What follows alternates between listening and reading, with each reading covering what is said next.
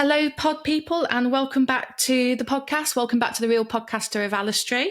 I have with me on the pod couch today Jo Hinchley, who is a life coach, and she has her own business, which is JH Coaching. Mm-hmm.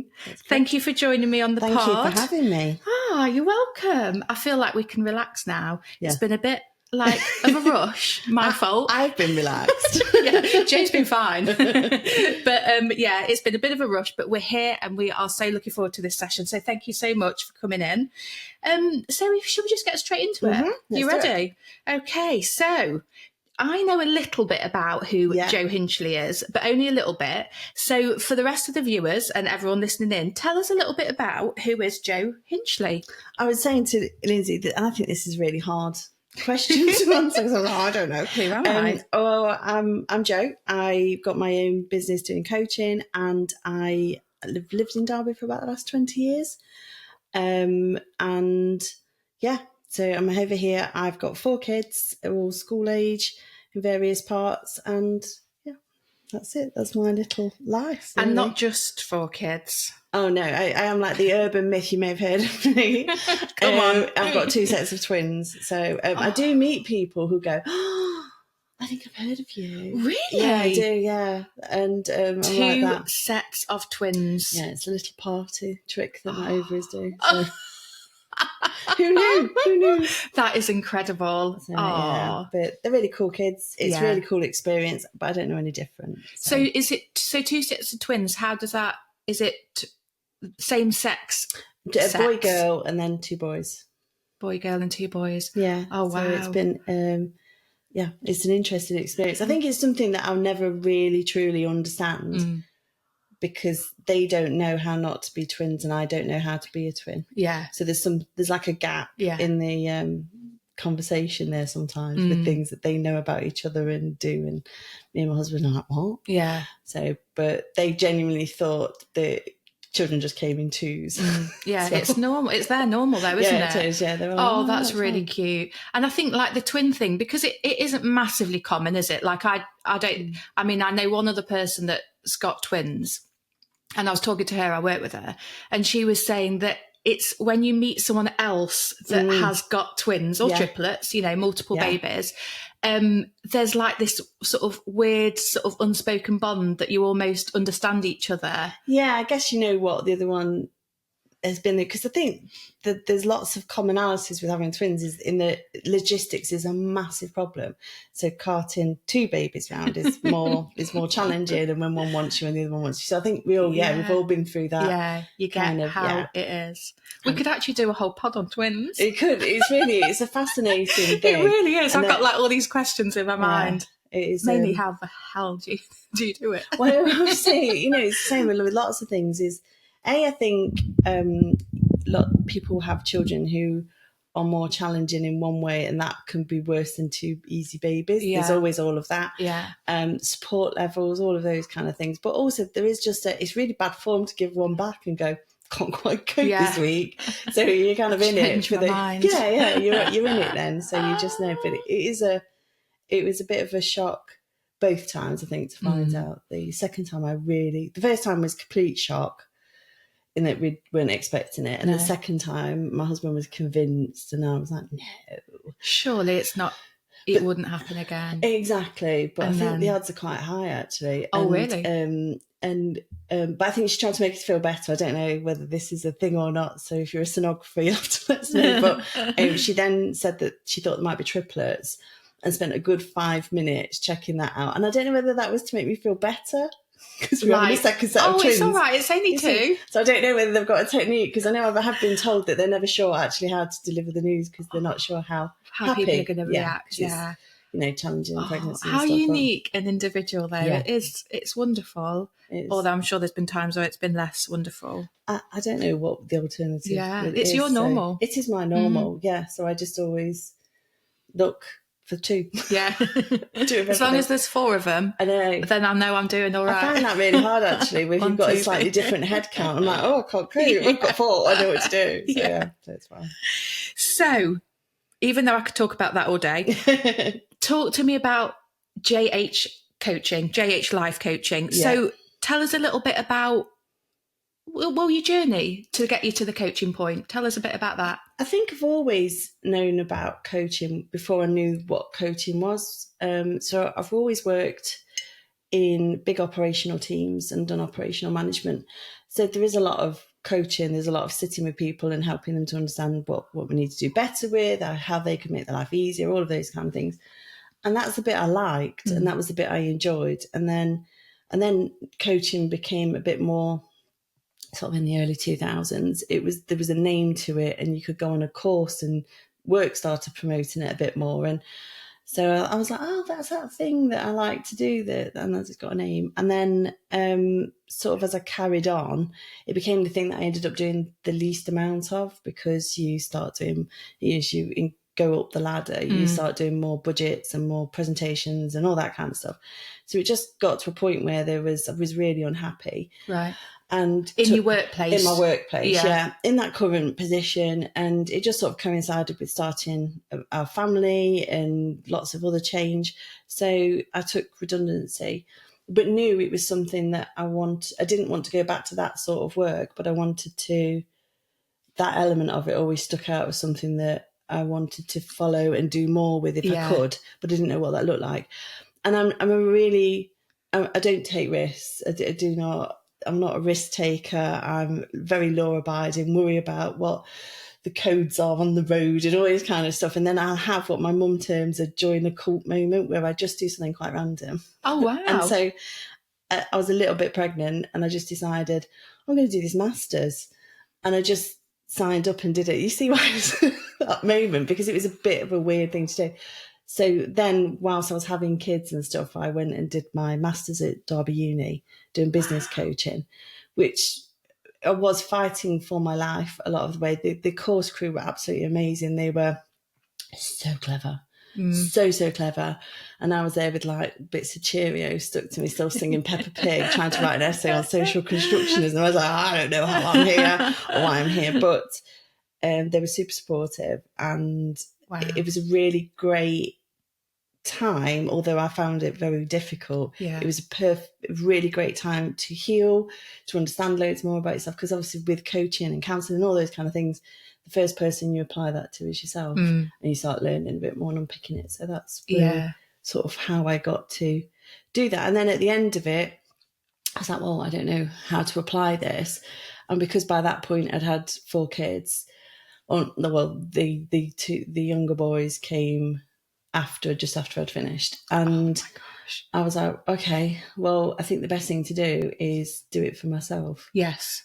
Because of the flexibility and stuff. But then we went into COVID, and then so I was homeschooling. So it's all been quite fragmented. So I've gone off. So I've had the business probably for a number of years, perhaps about 8 years, 9 years. No, probably a bit more, probably it's nearly 10. But there's been large periods of inactivity where I've just had to focus on something else. Yeah, life has taken over. Yeah. Homeschooling 4 kids in a pandemic, it's not a repeatable thing that I'd like to do. Oh my gosh. So, wow. So it's just one of those things that's gradually got to a point now where I'm like, okay, I've got a bit more time. I can focus on doing this and put a lot more energy and really focus into it. So it sounds like you've obviously got a lot of experience in the working business world. Yes. But actually you started realizing that it's the people side of it 100%. that you are actually really interested in, and that set that light off then. Okay, what do I do with this? What does that mean? And how can I do more of that? Yeah, and in corporate world, I mean, it might have all changed, but I don't think it massively has, is that a lot of coaching is provided to talent management and senior execs and all that kind of stuff. And I am very much of the opinion that it's something that can benefit everybody, and probably it's topsy-turvy. It's the wrong triangle they're looking at. And if you helped people out on the base level who were doing the actual job that brought in the money and all those kind of things, everybody would benefit more. So I'm much more inclined to work on an individual basis or in small groups than I am on a one-to-one executive. It's not. Executive coaching isn't something that interests me. Yeah, that's not your thing. No. So what is it? What does it mean being a coach or a life coach? So for people that have got no experience of what that even means, give us a bit of an insight into what is a life coach or a coach? I think one way to do it is to say what it isn't, and it isn't counselling or therapy or any of those things, and people often perhaps use them slightly interchangeably. But whereas counselling and therapy is very much looking at past events and understanding those to help you be better in the future or more well or whatever, however you want to put it. Coaching is very much forward facing. Yes, you can reference those items and whatever, but it's not to work through traumatic experiences or anything like that. It's very much forward facing and framed in a very positive way. So as a coach, my job is to, this sounds really fancy, but hold a space for somebody. But really all that means is giving somebody time to speak and hear themselves. So it's about when you've got a particular problem, it's so easy to get lost in your own life and just do what I call BAU stuff. So the basic everyday stuff that is just getting you through. And it's a good example is to think about it is, you know you don't like your job much, but you keep going because it's not that bad. And odd days you have aren't that terrible. But you need to get a job when you're sat in the car park crying to your mum before you go in. And it's like letting it get to that point. Yeah. And I think because you're just getting lost in your own life and you haven't got time to listen. And coaching is that experience of somebody holding that space for you and say, okay, tell us all the problems, tell me everything you've got there. And then as a coach, you hold the mirror up and help them to hear the things that they're saying, because, we tell ourselves stories that aren't true. We tell ourselves things that mattered once, but actually nowadays might not matter anymore. And it's trying to just work through that process so that at the end of it, you come out of it with more clarity and more of where you're heading, where you want to be, where you want to be going. Whatever that problem is you came in with, you understand where then you can start to move it and what the steps are towards to get there. So is the purpose of maybe holding a mirror up in a nice, positive, supportive way,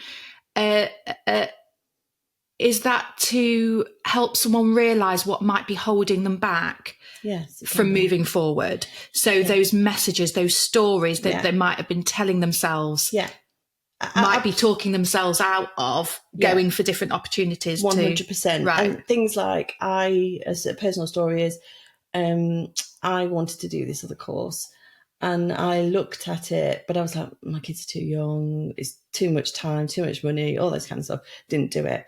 And I realise now I constantly skip that course. I don't even think about it. Or when I've gone back to it, I've realised the story I'm telling myself is that my kids are too little and actually that's different. Every time's moved on. So they're the kind of things you can often notice for people and say, hang on a minute, you've said this, but then you've said that. Yeah. Can I just check what the relationship is there? And the amount of times you get that,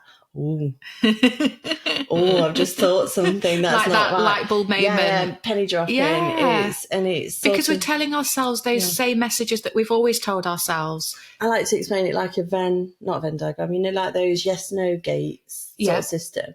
And so you go, I'm thinking about this. I'm going to follow that path because that's the well-worn path. But actually, what happens if that's no longer an option? What does that do to the landscape? Talk to me about that. So as a coach, I spend a lot of time listening, asking questions that sort of maybe help people to think a bit more. But as I often talk about it, if you had an hour to talk about this particular problem and no one interrupted, no one gave you any advice, and actually they help you through that thinking, that we don't get that. That is not something that is readily available to most of us, even friends who do listen. But it's a conversation, isn't it? You've got your own issues or your own things that you want to interject, whereas coaching has that opportunity. Oh, brilliant. Sounds great. So tell us a little bit about your coaching style then. So you've already said it's quite positive, and it's all about sort of moving forward, really. You're not kind of delving too much in the past because that might be going into a different sort of area like counselling. But in terms of your coaching style, what is that like? What would someone expect, thinking about maybe kind of your values or how you work? I'm very I believe that people are 100% more talented than they ever believe of themselves.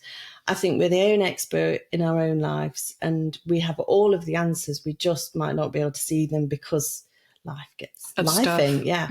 And I think people are so talented, and things that I hear over and over again is people not seeing their own worth and not understanding how good they can be. So for me, that's my main goal, is for people to understand their achievements and not downplay them. So from a coaching perspective, as a coach, I am very positive and I am very uplifting. I was described as a nagging cheerleader, and I'm not upset about it, because I will cheer you on, but I'll also hold you accountable for the actions that we've agreed. Yeah. So it's about pushing, and it's about pushing actions, so like stretching actions, that's the best way of doing it. So it's helping people to grow, but within like a safe thing where they've got a backdrop, and I'm the backdrop. So I'm really supportive in between sessions. If they want multiple sessions, there's always a bit of homework, there's always a bit of reflection, try and get people through the whole learning cycle.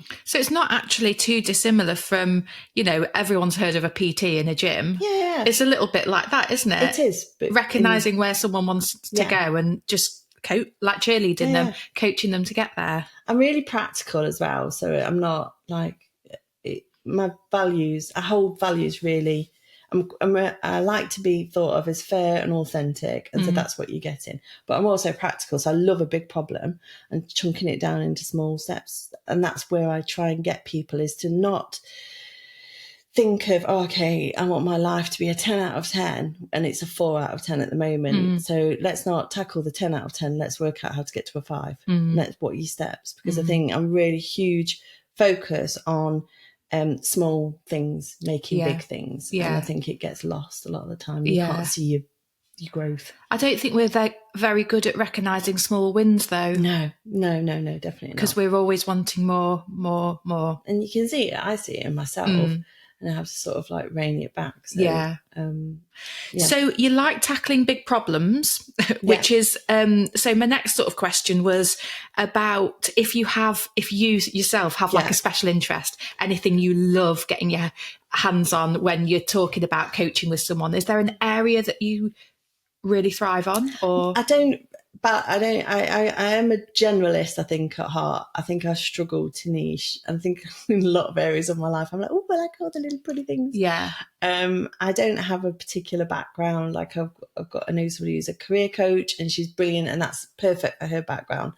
But I think in my career, I've always been quite a generalist as well. So no, I don't have a specific thing. I really enjoy working with people who feel a bit lost, because I think I identify with it. Yeah.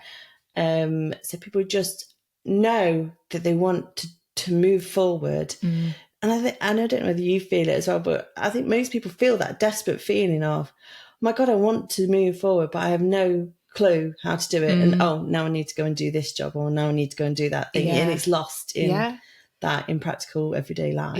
Yeah. Because we can get ideas, can't we? Like I'm forever saying to Stu, oh my God, I've had the best idea. Listen to this for a business idea. And you can almost hear him thinking, oh no, what next? But then knowing how to take that idea and then do something about it is a different thing, isn't it? Absolutely. And I do a book club just called Coaching Book Club, and it's just for we only use books from the self-improvement genre.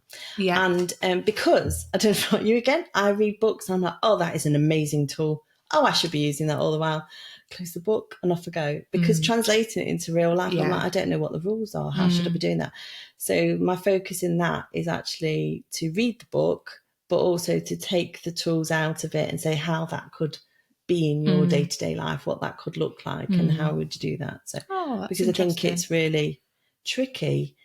That's going back actually to my ethos is I think it's on my website, skills are for life, not just for Christmas type thing. So I think it's about, I really want people to have all the skills and be able to take them forward. So I'm not a gatekeeper. I don't like say, oh, he can have this little thing. And no, it's about, gosh, take that tool and take it again and again and again and do something with it, because why wouldn't you want people to have a better life? Yeah. Yeah, I like that. Tools are for life. Yes. Not just for Christmas. So from your experience so far with your coaching business and coaching people, is there a general theme of what people come to you for, or is it quite general? It is normally quite general. Mostly it's to do with getting stuck and not having the time or energy to devote to that problem, to work out what the solution is, the best solution for them, because this isn't about advice. This is about them understanding what they could do to do it. So it's people who don't like the jobs but don't know quite what to do about it. People who just feel a bit overwhelmed by housework, by balance, by living life. I've had people moving into retirement who transitioning from one thing to another. It's quite a big jump, and how to soften that blow. All sorts of things, really. So it's always very varied and very interesting. But the general themes throughout it are people who feel stuck or people who feel lost. Yeah. In any context. Yeah. So if someone came to you for your coaching services, then what would they expect? Like, how would it look like? What would it work like? Well, I think everybody's a bit different. So I think the main thing is to feel comfortable. So I've done that by going for a walk. We've done it I try and get people out of their own environment and into a different one, because I think that's always useful. Within the session, it is a lot of listening from my point of view. So it's like click and go. It's like, right, you got this time, you go. And I will be there asking questions, prompting, asking for further explanation. And I think what I hope for is that people get out of that session and they have a plan. Yeah. They have a clear plan. And it might be that I don't have a clear plan yet. That's my plan. But I know I'm starting here. Yeah. And then in between that session and the next session, there'll be some things that they can work on, so that the next session we'll try and work on that. And I normally hit certain areas. So we look at goals and how to set goals. I look at your mindset throughout that, because that might be affecting things.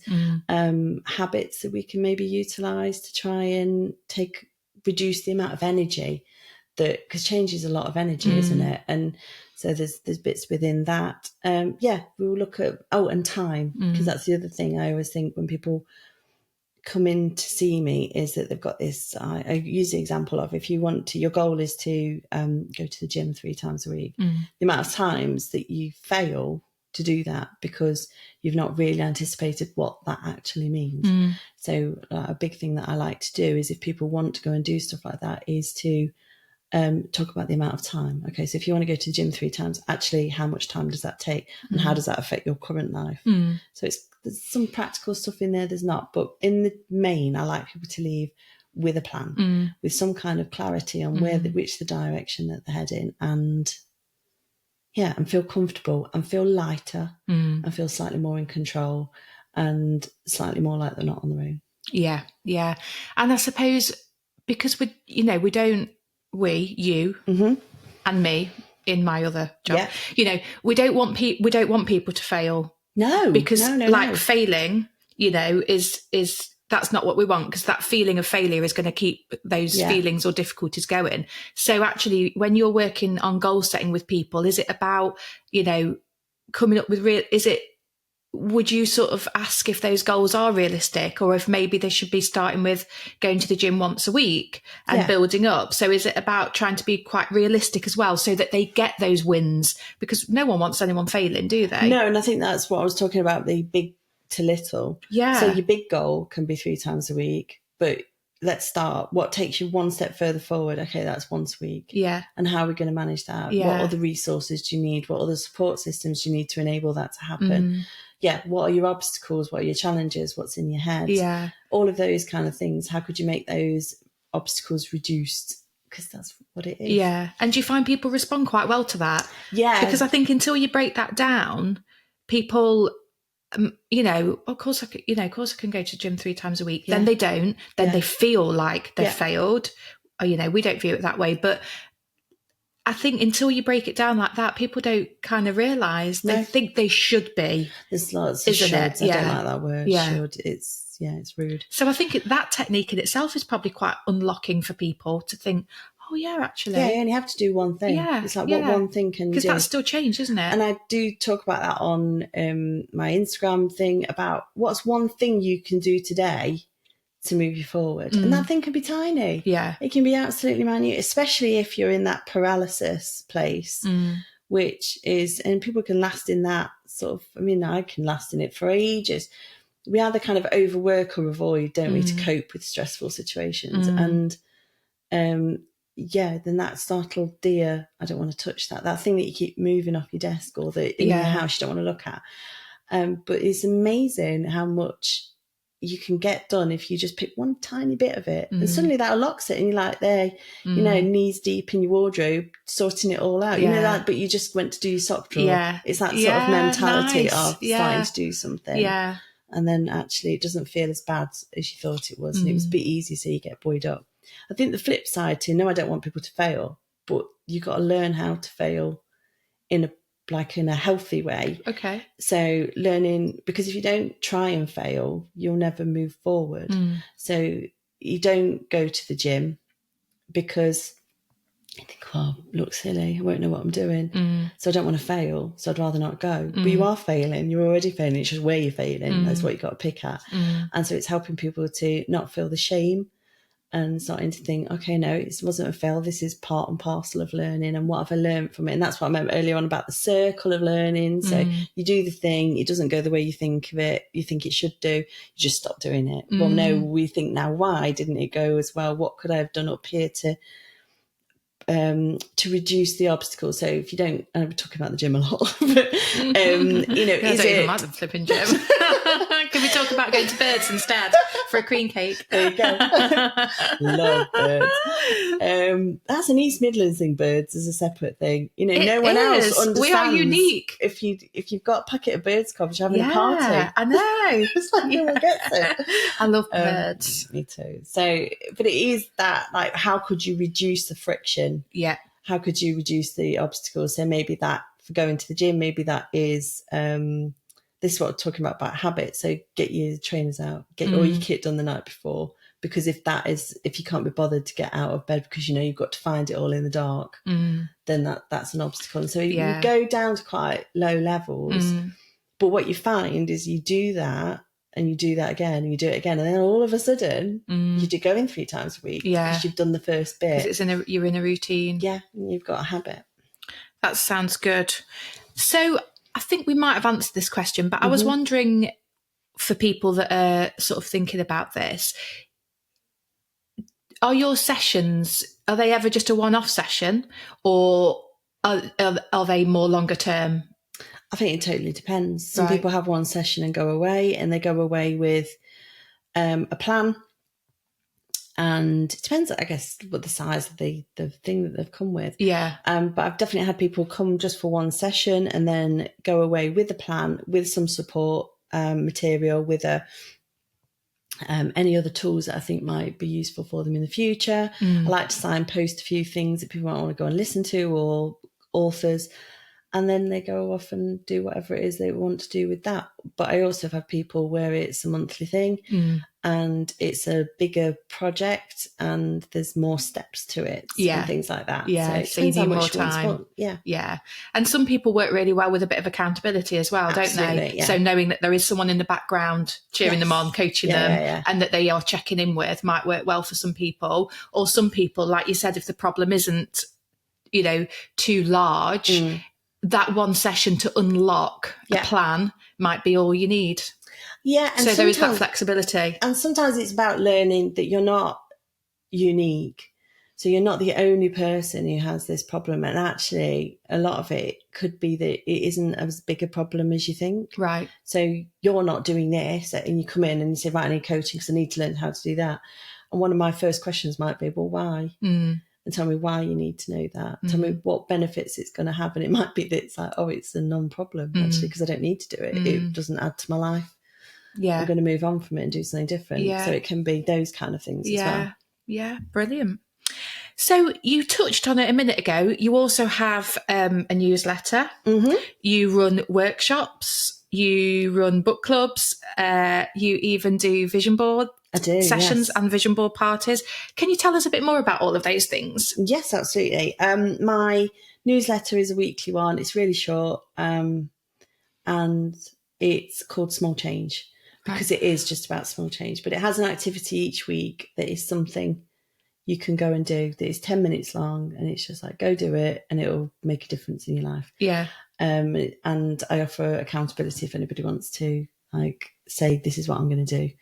And then I will come back to them next week and say, so did you do the thing? Oh, brilliant. And that kind of stuff. So, and it is really small. And the rest of it is just news and bits and pieces. But I run a book club online, completely free, where we read a book a month. And every week I'm in my Instagram, I do like a little summary post. But I also do some stories where I take 2 or 3 of the biggest key things that I think out of that chunk and talk a bit more about them. Right. So it's probably like 2 to 3 minutes of chat on a Tuesday in my Instagram stories. But from that book, I will normally create a workbook or some kind of activity that's either from the book or inspired by the book. And that is available if you sign up to my newsletter, so you'll often get that, and that's not available anywhere else. I don't sell it or anything, it's just available for subscribers. Oh, brilliant. Or I'm just about to start a new book club in Mosaic at the Mills. Yes. So I'm starting a book club there on the 23rd of April. So an actual in real life, real people. Right. So not a virtual thing. It'll be the same book, so you can read along. Yeah. Because I'm really enjoying that, and it's something that I talk about quite a lot as well, is the enough lid. Don't Google it, it's made up thing. But you heard it there first. I've made it up. It's a made up thing. But it's that idea. I struggle with not giving up. I struggle with not just keep going. And so I have to like put what I think is the enough lid on. I notice the scenarios where I'm like, no, do you know what? That is enough. And it's hard to come to terms with. And that's what I love about reading once a week, is that once I've done my quarter of the book, I close the book and it's enough. Oh. I don't have to get that stressed feeling, I'm behind and this and whatever. I just read the chunks, and there's something really powerful about knowing what your boundaries are. And it's like, no, I just have to read that. Yeah. And then I do that and that's it. But I'm enjoying the books more because I'm getting through them. Yeah. Because they're really good self-improvement books, but sometimes they're a bit of a hard read. They're not quite as engaging maybe as some of the other types of books. So we do that. So in real life book club, you'll be able to read along as well with all the bits and pieces. So but those people, when they attend the book club, will get the workbook to do. So when we're together in the book club, we'll spend a bit of time talking about the book and our opinions on it and things like that. But then the rest of the time will be spent doing the activity from the book. So you'll get a bit of like one-to-one group coaching, guided all the way through it with actions that come out of it. So wow, that sounds really good. Yeah. So when's that starting? It's the 23rd of April is the first one. Right, okay. And it's going to be... It's going to be every month, and monthly. It's 7:00 there, and it's just an hour. Yeah, on what night was that? Tuesday, I think. Yeah. No, Wednesday, sorry. Right. Should have noted all those things down. We can get back to you about that. Brilliant. And then please just tell us about the vision board bits as well. Oh, I love vision boards. Vision boards are a visual representation of your goals. So they are... God, I love a vision board. Oh, I know. I think I really like pen and paper. Yeah. But I get bored doing loads of writing. So for me, the reason I do them is it's so well researched as well. The way our brain works is geared up for that. So if I ask you to think of an elephant, you can immediately think of all sorts of other things about the elephant. If I told you to write about it, it'd take you a lot longer. Whereas like that instant connection to that thing is there. And if you think about your photograph albums and stuff, you look at a photograph, not only can you remember where you were, what you were doing, well, sometimes, who you were with, who just told a joke, what you've been laughing about, tell a story from that. And it's just huge. It involves all of our senses and hugely empowering. So if you can imagine creating a goal that is encapsulated in that, it's like a shortcut in your brain all the time, telling you what it is. And plus, they're so visual, they're easy to they're portable. You can have them on your phones, you can have them on your desk, you can have them everywhere. And your brain's really clever at focusing. It's huge in sports. It's got a name, I can't remember what it's called, but it's like something like PETALS or something like that. But it's an acronym because they work with sportsmen and women to visualize whatever that achievement is. And it's really, and it involves all of the senses, and it's really specific, and it's dead interesting. Because our brain's really good at focusing. So, you know, when you're hungry or you see people eating or you smell his food, and, you know, and when you want to be in a relationship or you see a couple's, it's your brain's way of just going, this is what I want. Honing in on something that's important. So and that's what vision boards give you. So I run workshops that are about 2 hours long, and we go through the fundamentals of why and how you can create a vision board that not only is the pictures, but also like how to create goal clarity, how to know what you want. And I do sort of visualization exercises through that to help people understand what they're looking for. So you come out of that knowing how to replicate that year on year, if that's what you want to do. So it's quite a guided vision board. Very guided to start with. And then afterwards I will spend the time sort of working with people to helping them to get the right images. So we do that from magazines or Pinterest or all sorts. But I do also do that in not just workshops, but I do it in vision board parties, which are just in somebody's home. So if you like your old-fashioned Tupperware party, exactly that kind of thing. You know everyone. Flashback. It's people have such a laugh. And they are great. Do you know what? I've got it's not a funny story, but I did a vision board class workshop a few years ago, before I met you, so it wasn't one of yours. Sorry. Moving forward, it would be. And I'd never done one before, but I really like the thought of it. So I booked onto this workshop, and I went in, and it was only small. It was really personal. The lady was lovely. But, you know, you said about unlocking the senses. When I kind of got in there and when I kind of got in there and got settled and stuff, and we had our introduction and stuff, I started crying. Right. Out of nowhere. Wow. And it was like, I was a bit uncomfortable because I'm not much of a crier. And it was just coming. So, and the lady was lovely, and she was like, talk to me about, you know, what is it you're experiencing? What is it you're feeling? And basically I cried for a lot of the session. And what was it that I can't actually remember. It was just something, was it like, it wasn't just like you'd arrived, didn't like this place, this venue's with it. I don't like the place, I don't like you, so I'm going to cry. No, it was what you were doing. Yeah, there was obviously something going on, and then linking that to my goal, maybe. It was the most bizarre experience. I mean, empowering. I loved it. I got a lot out of it, and I've still got my vision board now. But yeah, I cried. I do think there's a lot of things that we don't allow ourselves to sit and think. There's not a lot of silence. This is part of like coaching, isn't it? There is that quiet where you're so busy, you don't get to think, and then you spend all this time, suddenly you think about yourself and you think, oh my God, I'm so far off where I wanted to be, or I'm closer than I thought I was, or... It's funny, isn't it? So they're very powerful tools. They're hugely powerful, and not in the slightest bit woo-woo. No, they're not. And don't be put off by me crying all the way through it. It was obviously just... It was a thing. You know, who knows what it was, but whatever. But they are fantastic, and I am looking forward to doing another one. Yeah, I love doing them. So personally now, thinking about running your own business, balancing with a really busy family, how do you do it? How do you cope and manage with all those demands? I don't, I think is the answer. I think we've been taught to, I think there is such thing as, I think it's a journey, right? I think balance is a journey, and I think balance doesn't look the same from one week to the next. And I honestly don't think, I think there's some weeks where I am a hot mess, fighting for my life. We just get by. And then there's other weeks where there's a bit more time to do something different and something extra. And I think that's just part and parcel of balance. But I do think we've been sold an absolute clanger in that there is this perfect moment where you can achieve balance, because I just don't think that occurs. And I think that pursuit of that is probably more damaging than it is beneficial. Yeah. I do think looking for balance is a good thing to do, but I think sometimes you just got to acknowledge that today's not going to have a lot of balance. Yeah.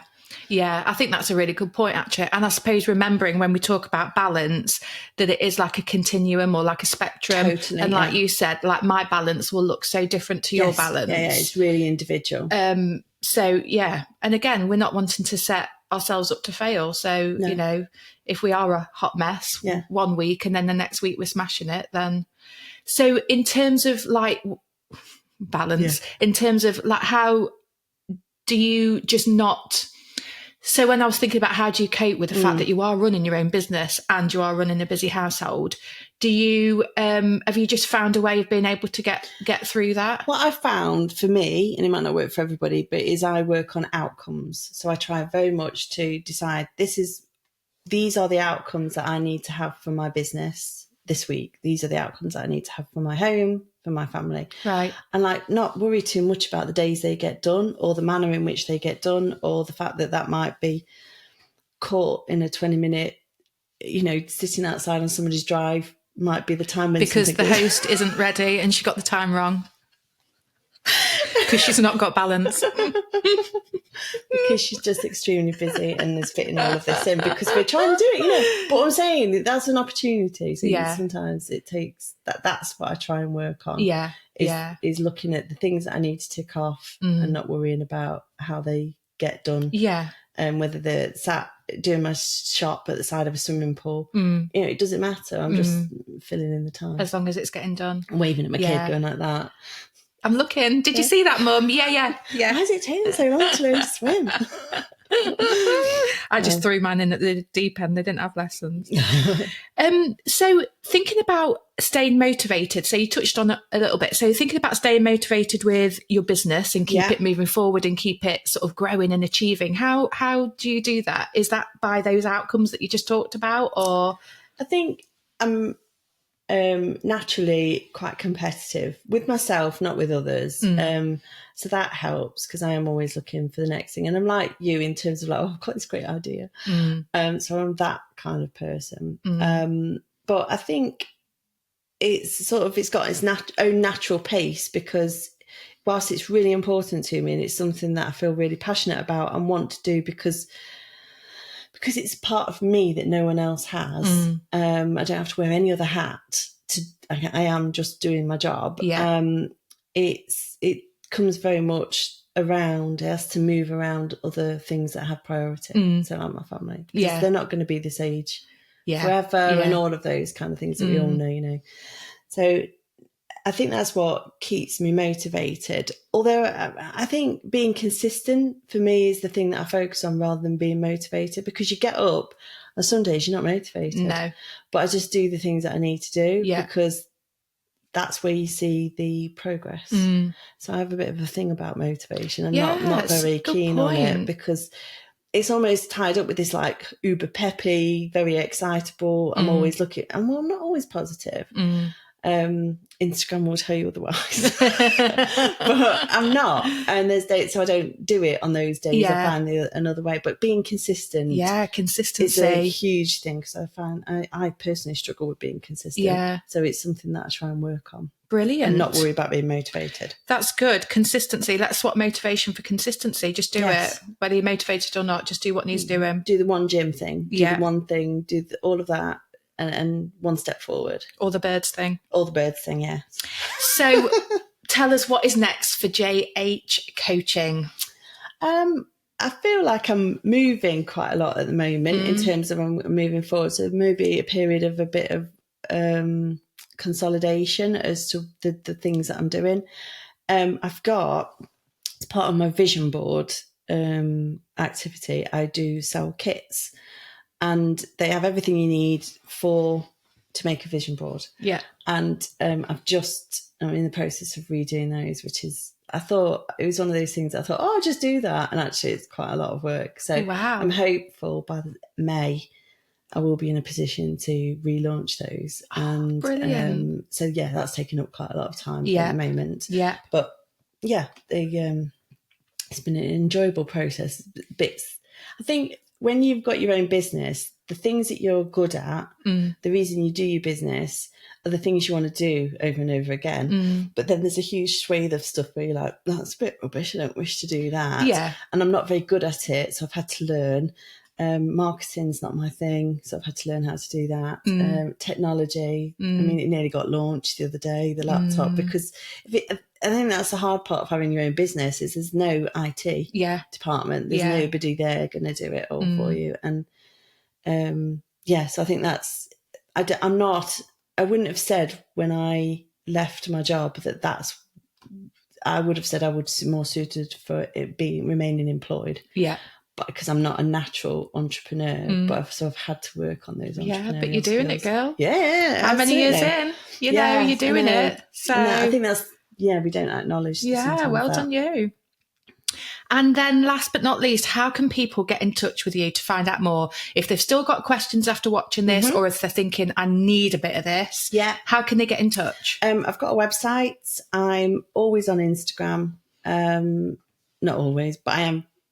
You've got a good Instagram presence. It's a solid one. Instagram presence. You can contact me on that. So Instagram is JH Coaching. It says Joanne Hinchley. Joanne Hinchley Coaching. Yeah. So I'm quite easy to find. I think. So give us give her a follow. Yeah, come and have a look what I do. And get involved with the book club, which is in Darley Abbey Mills, and vision boards, rebranded vision boards coming soon. Yeah, see, I told you I was no good at newsletter, lots of things happening. Yeah, loads of stuff. Yeah, but join the Instagram and you'll find it all. Yes, it's all on there, easy peasy. Brilliant! Thank you so much for answering those questions. Yeah, that's been really interesting and helpful. So tell us about the good, the bad, or the ugly. Then, what has happened lately that falls under either of those categories, or maybe it touches on all three? It is good. It is, and up until yesterday, it was probably something different that I got to talk about. But I've had a couple of Instagram posts do really well. And what I mean by really well, I mean they've resonated with people. Yeah. And so I started having a look at them because they're both quite personal ones about me. And I wondered what's resonating with people. And so one of them was about me going back to playing netball. Which I haven't played since I was at school. And wow. I just got this opportunity, just literally threw phone in my lap, and I was like, right, I've got to do this. But I've always not done it because I put too many obstacles in the way. There was always like, I couldn't do it because of this, or I couldn't do it because of that. And it was one of those situations where when you look at it, you think, no, those obstacles aren't there anymore. And it's because of all the small changes that have happened. So that was my first one. So whilst it's a story about netball, it's not really. It's about the power of tiny changes that you cannot see. Wow. I mean, I was rubbish. My body was out there paying checks that I can't deliver on. I ate terrible the next day. But I was out. It is about the power of minuscule changes. You know, when you watch your kids grow, you're suddenly like, oh, you've really grown. Yeah. But you didn't notice the 0.1 of a millimetre that they grew one day, and so it's the power of that. And the second one was that, have you seen that trend of she didn't know yet, but then this was going to happen, and so you just loads of photos of you doing something. Yeah. And so I did that one, and again, I think the two things that come out of it. So I think I put up there that she didn't know yet, but she was going to take redundancy, have 2 sets of twins, and start her own business, But it doesn't show. So one of those things is actually it's really powerful to go back and go, do you know what? I've done quite a few things actually in that time. I don't think we're really good at doing that. Yeah, is acknowledging that change that's come and the things that we've done really well. But the other side of it was, do you know what? Don't compare yourself. Because yes, all of those things happen, but loads of other things happen that weren't very good. Yeah. And that I've had to come and learn to get round. So what you're comparing is your life, your real life, to somebody's highlight reel. And it's just not true. Oh, I agree so much with that. They were the 3 things that I thought, oh no, actually, they're really good, because they're the 3 things that I think have come out of those that are good. Brilliant. Thing. So, Yeah, they are good things. And I love that last point. Comparing yourself to anyone is the thief of joy. It is, yeah. Compare and despair, isn't it? Compare and despair. If you're comparing yourself, it's just, it is the thief of joy. Don't do it. I'm quite passionate about that. No. It's hard not to. Nice. I like those goods. Yes. They were brilliant. I liked watching She Didn't Know. Oh, yeah. I like that. That was really good.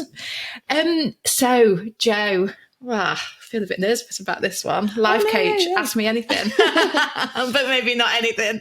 Don't ask me what I cried about on my vision board. So flip and reverse it. Ask me anything. Do you know what I'd really like to know? How many, you've done quite a few of these now, haven't you? Yeah.